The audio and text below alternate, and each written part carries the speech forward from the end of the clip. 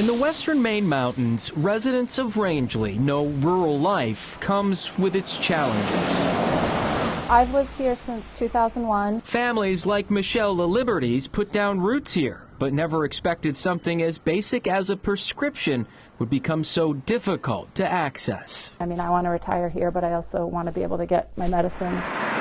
Rangeley's only pharmacy, which used to be right downtown, closed 20 years ago after the pharmacist lost his license. It left a void even residents back then knew would be hard to fill. We depend on that drugstore. I'm a senior. If we get our drugs there, where are we going to get our drugs now?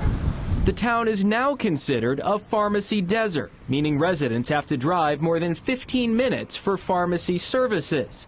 For Rangeley, it's even further, with the closest pharmacies in either Kingfield or Farmington, which are both more than 40 miles away. When you're sick, you're sick. You don't want to add 2 hours to that. You really just want your medicine to feel better.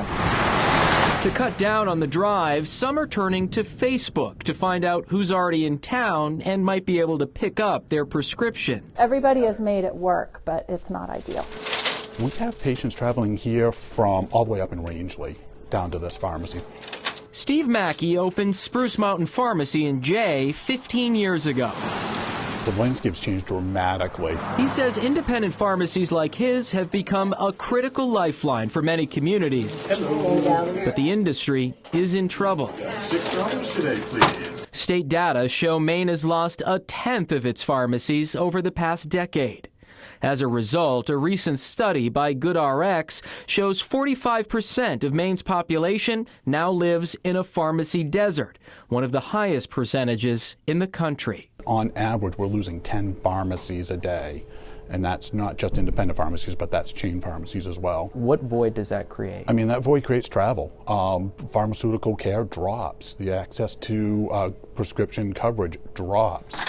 Mackey says independent pharmacies are being squeezed out by pharmacy benefit managers, the middlemen who negotiate reimbursement rates with insurance companies and drug manufacturers. To the point where sometimes we're filling prescriptions underwater, and we're trying to find new and creative ways to keep the business model going.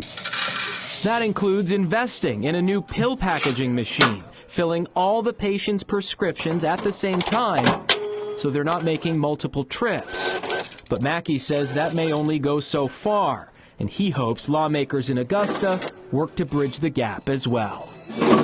There's all kinds of municipalities that do not have a pharmacy in their town. State Senator Brad Farron has introduced legislation that would allow the opening of remote pharmacy dispensing sites in rural communities.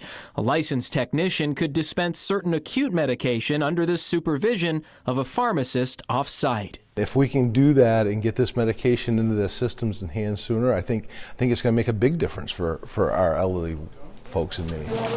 The legislation still faces hurdles, but people in towns like Rangeley are hopeful. That is one thing our community desperately needs.